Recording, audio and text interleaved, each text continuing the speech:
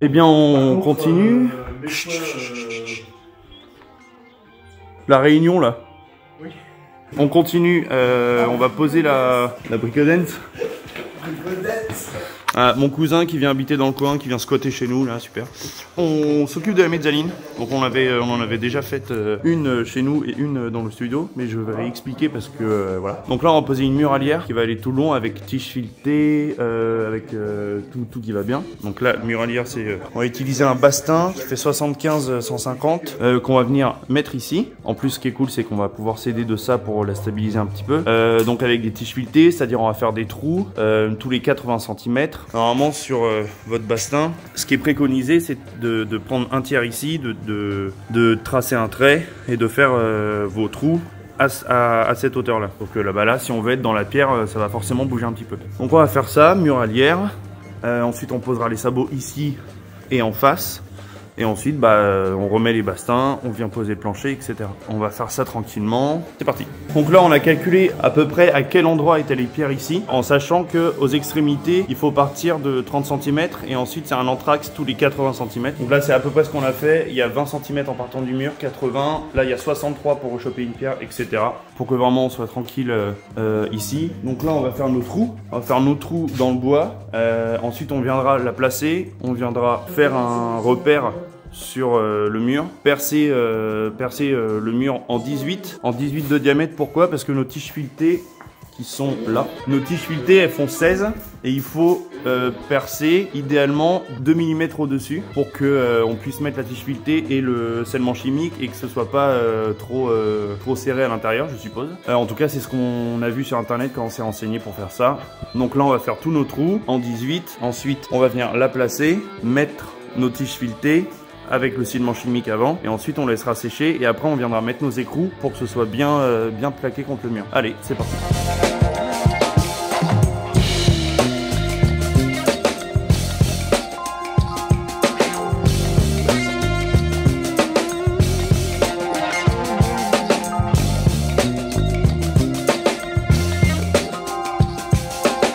On a réussi à la mettre en place, c'était un peu galère, on a dû refaire un petit peu un trou là au lieu de le faire ici, on l'a fait un peu au-dessus pour bien choper la pierre. Ici ça rentrait pas trop, donc du coup on a dû refaire un petit trou, il est un peu plus large mais c'est pas trop grave.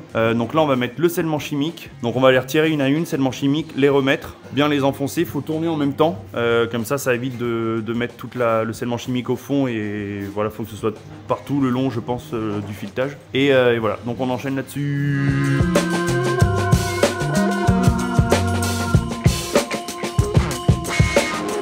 Les tiges filetées sont rentrées, c'était un peu la galère. Là vous voyez ça sort un petit peu du mur comme ça, enfin il y a un écart entre le mur et le bastin, mais c'est pas très grave. Quand on va resserrer, on va y aller doucement et ça va recoller contre le mur.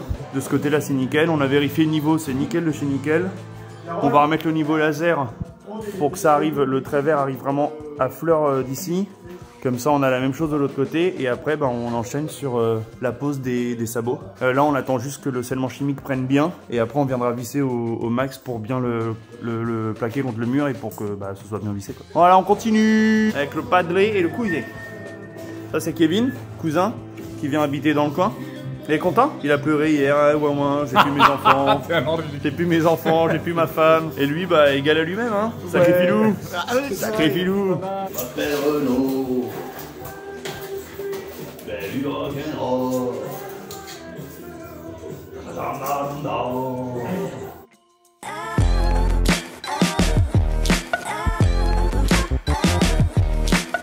Bon, tous les sabots sont posés.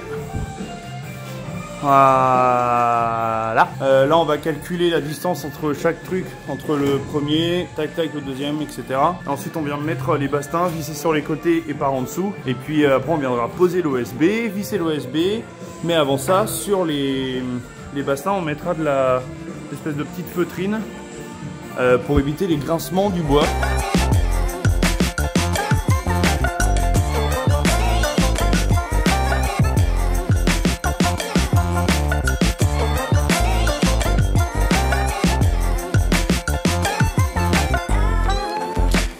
Allez, un petit topo. Kevin il fait une petite pause. Papa et maman sont en train de visser. Et Indy et moi on pose la bande résiliente.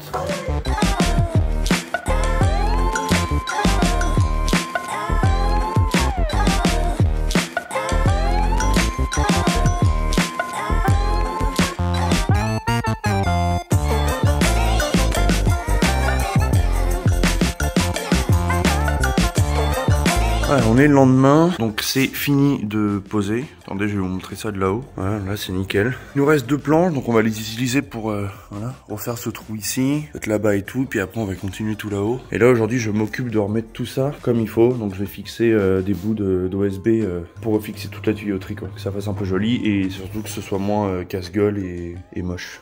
Allez, c'est parti.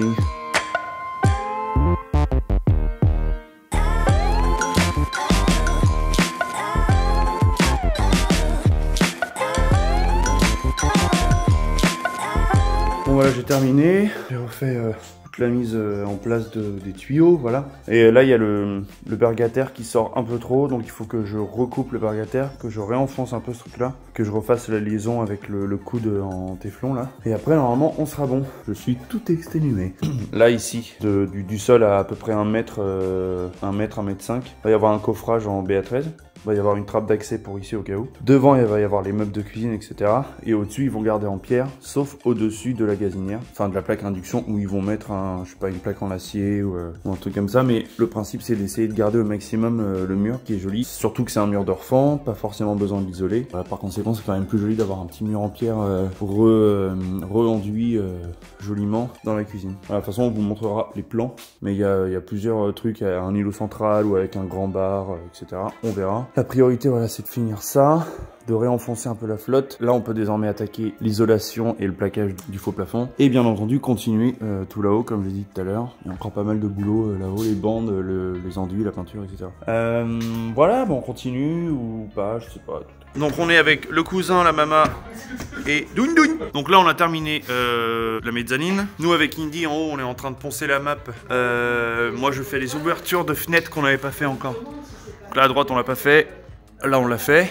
Il manque un petit bout là vous voyez. Donc moi je continue ça. Et le cousin et maman vont poser des entretoises en dessous de la mezzanine. Moi hier j'avais commencé vite fait le quadrillage là des suspentes. Et une fois qu'ils ont posé les entretoises, on continue à poser les suspentes, les fourrures. Et puis de toute façon on va s'arrêter là parce qu'on aura certainement un trou à faire à l'extérieur pour la hotte. On aura encore pas mal de trucs à faire. Donc bah écoutez voilà on continue hein.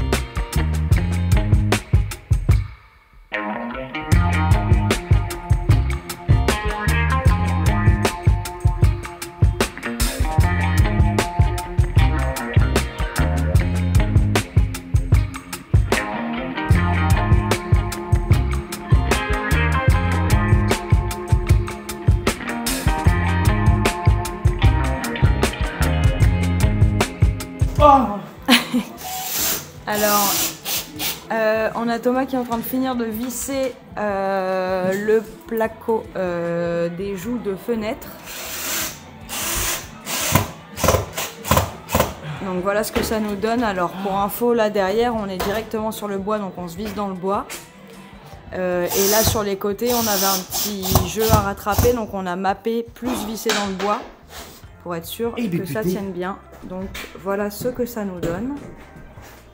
On a un petit retour comme ça ici, un petit décroché. Voilà tout. Ici pour l'instant c'est pas fermé pour la simple et bonne raison que là sur la mezzanine on viendra à peu près à ce niveau-là fermer comme ça pour que ça revienne là-dessus.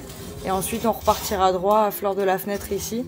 Comme ça fera un petit rebord près de la fenêtre pour poser des petites plantes, des petits trucs comme ça.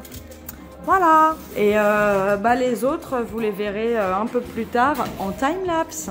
Allez, nouvelle journée, on s'occupe de l'élec. Voilà, là on doit tout trier, voir ce qui sert à rien, ce qui sert, repasser certains trucs dans la cuisine pour le four, les branchements, l'éclairage et tout. Voir pour là-haut aussi. Terminer la plomberie parce qu'on a fait nos petits marquages au sol pour savoir où vont chaque élément de cuisine. Donc moi j'ai une évac à faire ici qui repart là-dedans et qui se rejoint chez nous. Et après je crois que j'ai 2 ou 3 départs à faire, 2 en eau froide et 1 en eau chaude. Le frigo je crois, parce qu'il y a un truc de glace ou je sais pas quoi. Et je sais plus quoi. Écoutez voilà, on continue hein.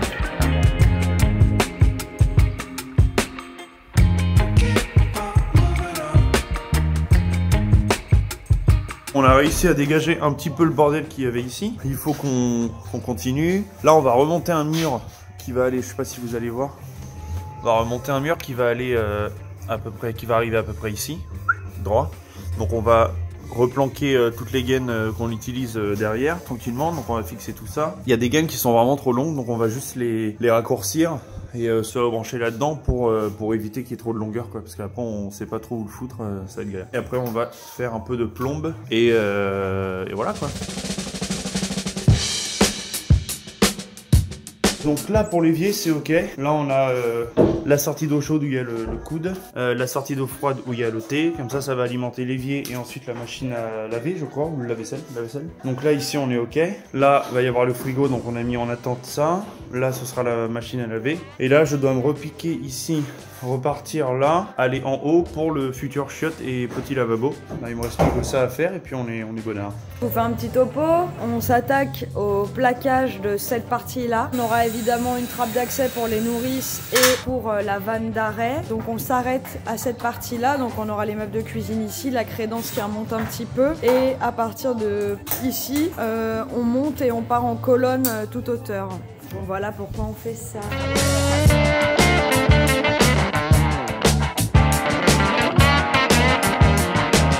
Fin de journée, on a fait le premier truc. À partir d'ici ça va monter jusqu'au plafond, mais il faut qu'on mette le plafond pour mettre le rail en haut, etc.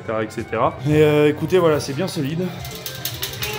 Qu'est-ce qu'elle en pense? Ah, c'est pas mal, ouais, c'est pas mal. Bon, voilà, bah, c'est pas mal. Continue demain ou après-demain, on veut voir, parce que demain c'est dimanche et que repos peut-être un peu. Nouvelle journée, on continue l'électricité, on va tout mettre en place pour la cuisine, les futures prises, interrupteurs, tout ça. Ensuite on va faire là-haut pour la mezzanine, donc il y a quelques prises du RJ45, interrupteurs et tout. Et une fois que ça c'est fait, on pourra monter le placo ici, entre là et la fin de là-haut. Et puis voilà, c'est parti.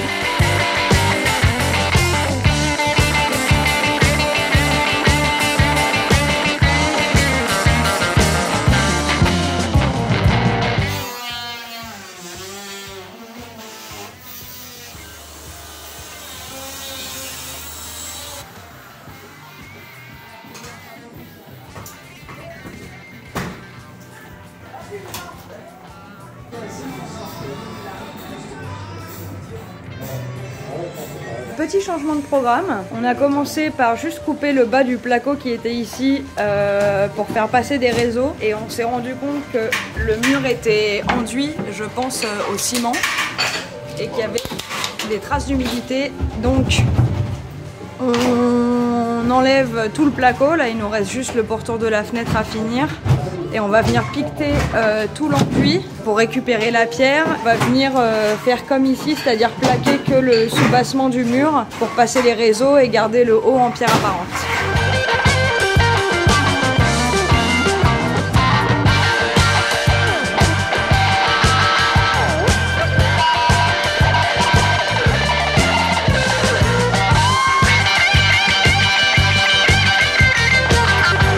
Commencer à mettre les rails en bas, ensuite niveau laser je les mettrai en haut et ensuite on viendra plaquer et mettre les legs derrière.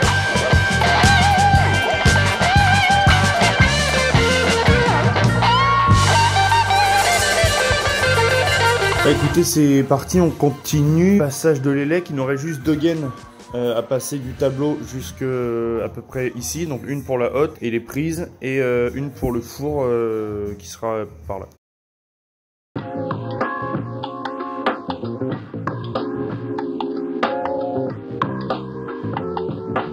Alors là, qu'est-ce qu'on a fait? On a fait les vacs du futur évier qui sera ici. Donc là, on a mis en attente, il y aura un tuyau qui va revenir ici. Et après, on se repique. Hop, ça va là, ça va de l'autre côté du studio. Ça va prolonger un tout petit peu le mur à gauche. Prolonger le mur face à dessus. Et hop, se repiquer dans notre évac en sang qui est nous dans notre cuisine. Et là, on refait cet évac là pour aller un peu plus loin parce que la machine à laver sera ici. Donc voilà, on a juste à... Et voilà, plus près du mur, parce que là, je sais pas si vous voyez, mais ça déborde de 30 cm. On va juste remettre un long tube, tac, le fixer avec une pente de 2%, toujours, et venir l'arrêter par ici.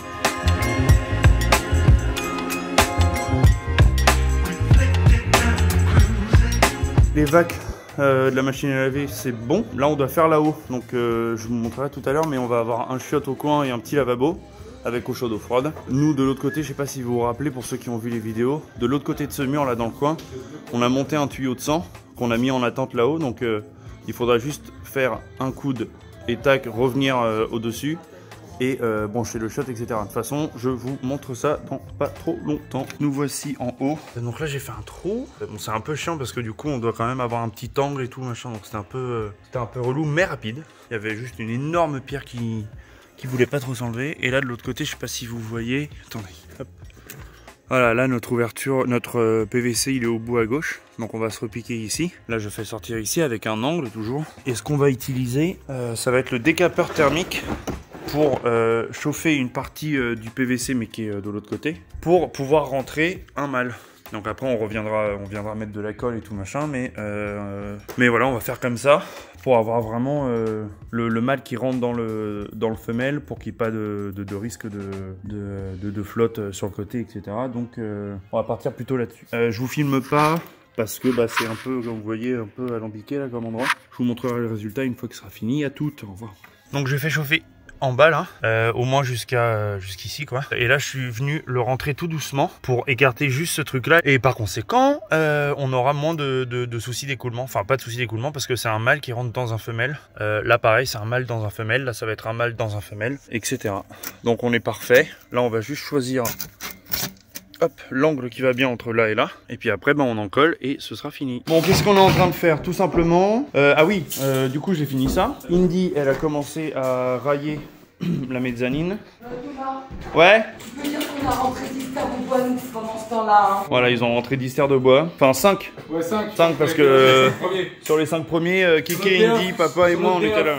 Nous on voulait jouer à Super Mario et dans le cul. Bon bref, Indy a commencé à railler. Nous on va reporter la cote en haut pour railler ici et mettre les montants. De l'autre côté pareil. Là on va mettre les montants. On va pouvoir plaquer, mettre les prises, etc. Donc c'est parti.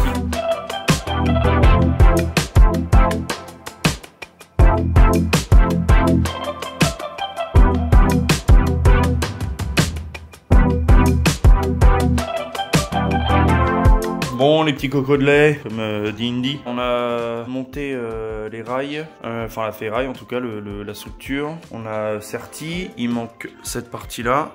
On a serti ici, on a serti tout le reste. Là, il va y avoir un truc tout droit.